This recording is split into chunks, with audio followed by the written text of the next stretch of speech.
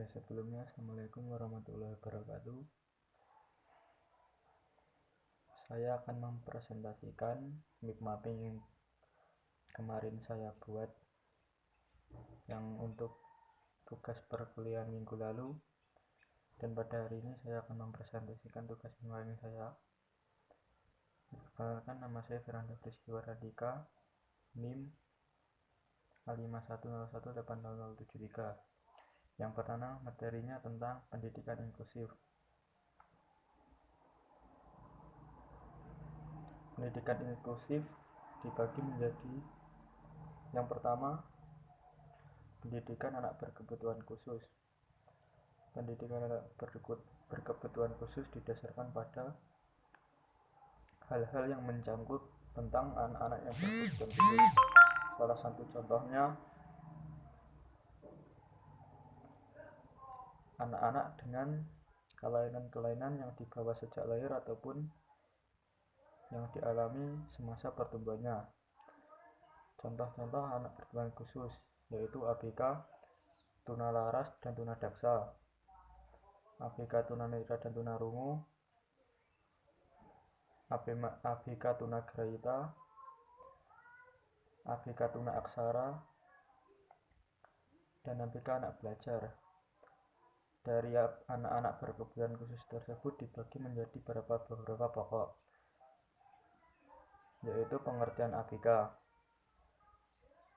Pengertian ABK adalah anak-anak yang mempunyai kebutuhan khusus ataupun perlu adanya bimbingan belajar yang tidak biasa atau membutuhkan bimbingan belajar yang khusus atau didampingi oleh ahli-ahli tertentu. Yang kedua, gejala-gejala dan faktor penyebab. Gejala-gejala dan faktor penyebab dapat didasarkan pada faktor-faktor bawaan lahir atau faktor-faktor selama dia bertumbuh. Contoh karakteristik kepribadian, temperamen dan kreatif, faktor sosial dan lingkungan. Model pembelajaran yang dapat dilaksanakan dalam anak berkebutuhan khusus yaitu metode pembelajaran yang didasarkan pada hal-hal yang perlu dia pelajari tentang apa yang dia alami atau apa yang kekurangan-kekurangan yang dia dapatkan. Yang kedua, program layanan pengembangan kebutuhan khusus.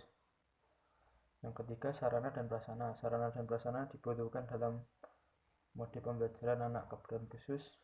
Yang pertama adalah tenaga ahli atau pendidik yang mempunyai basic untuk mendidik anak berkebutuhan khusus tersebut. Tentunya anak berkebutuhan khusus juga memiliki beberapa macam yang tadi sudah saya sebutkan. Oleh karena itu, setiap anak berkebutuhan khusus harus ditangani secara struktural atau secara dampingan dari ahli-ahlinya tertentu atau sesuai bidang yang para pembimbing dan anak tersebut butuhkan. Yang kedua adalah penyelenggaraan pendidikan inklusif di sekolah dasar.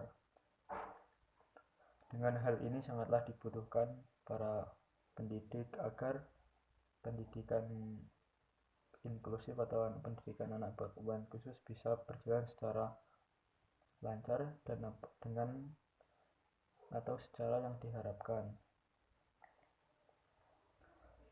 Tidak dipungkiri, mestinya dalam suatu masyarakat terdapat anak-anak yang tidak normal. Dalam tanda kutip, anak-anak yang tidak normal adalah anak-anak yang terlahir memiliki kekurangan bawaan lahir maupun kekurangan yang didapatkan dalam faktor pertumbuhan.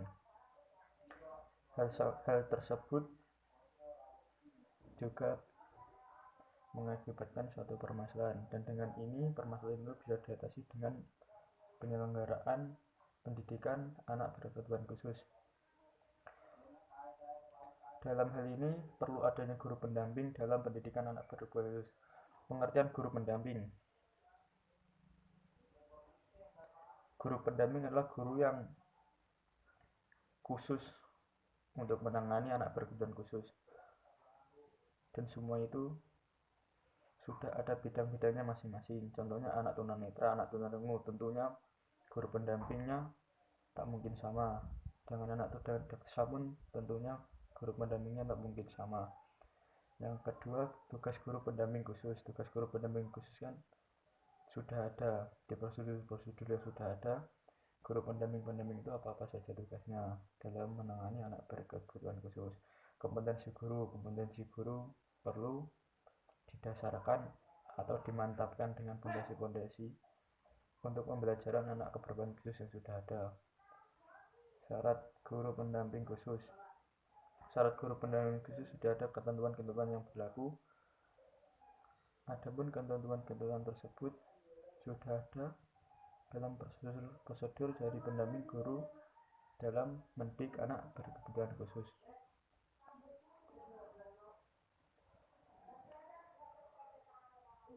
Yang seterusnya,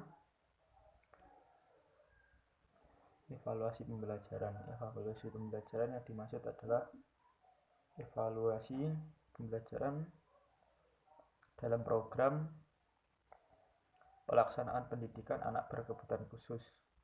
Dalam hal ini, setiap pendidikan perlu adanya evaluasi atau pemantauan atau pengamatan dalam materi yang sudah diterapkan di lapangan.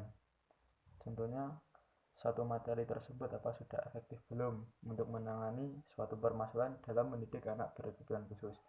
Bila dirasa kurang, perlu adanya pembaruan atau tambahan materi yang perlu. Bila perlu ditambah ya ditambah, tapi semisal dengan teori-teori yang sudah ada pun pendidikan anak berkebutuhan khusus sudah berjalan secara normal, ya dirasa itu sudah cukup. Bila tidak cukup, tergantung gimana prosedur-prosedurnya yang berjalan, dan guru-guru itu mendidik dengan sukarela dan hati yang tulus. Dengan hal ini perlu adanya bimbingan anak berkebutuhan khusus. Dirasa mereka juga butuh pendidikan, sudah butuh pendamping untuk dia lebih baik ke depannya. Sekian presentasi dari saya.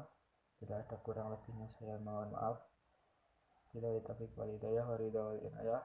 Wassalamualaikum warahmatullahi wabarakatuh.